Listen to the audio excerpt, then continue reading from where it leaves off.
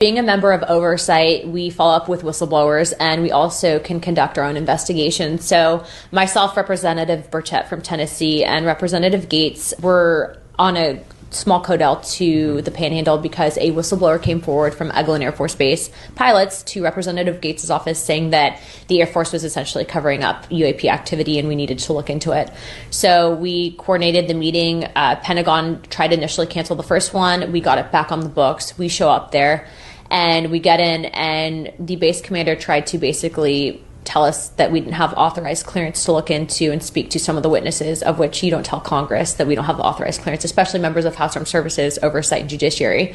So I kind of had it out with the base commander, which is kind of funny because this guy really thought that he had it going on. And he actually, in the middle of our meeting, he took off on leave, which never happens with a delegation going to military base. But then also, too, we had pretty sure people from the agency that were there as well. And so you really don't find that. I've worked at Hurlburt Field. I worked in the military for a number of years. And so why would a intelligence agency need to be there on a meeting for whistleblowers?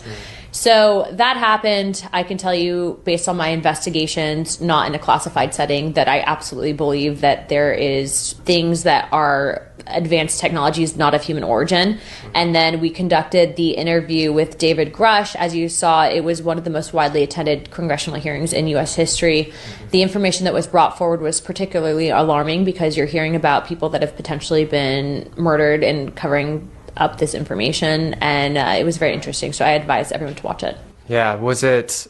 So based off what, and have you received classified information or just what they said? No, yeah, but I can't talk about that. Of course you can't talk about it.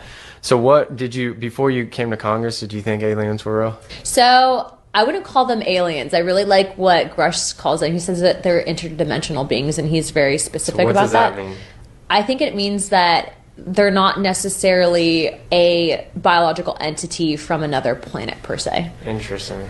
What I will say is, I share a Christian perspective on many things, and what's been interesting about this is the amount of stigma that existed previously to this cycle, but we have such a bipartisan push for transparency on this topic that they can't necessarily hide it.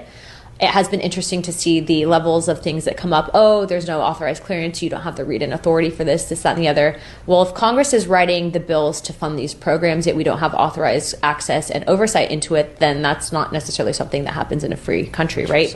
So we continue to push. But, it's been very interesting to see some of the stuff that's come up.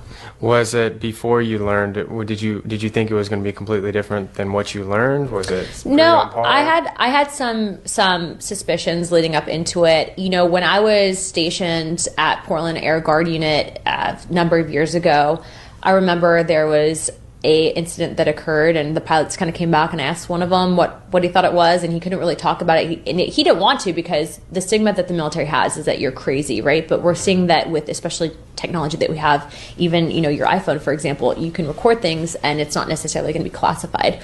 So I kind of knew about it. I knew that was a thing within the military and that people were kind of worried about talking about it. But I think now, especially with transparency, we hope that more people come forward. The people that have come forward are credible. We've done the background checks on them. They're not, tin hat wearing kooks. Right. But, historically, there's a lot there that's to uncover, and I suggest that everyone look into it on their own.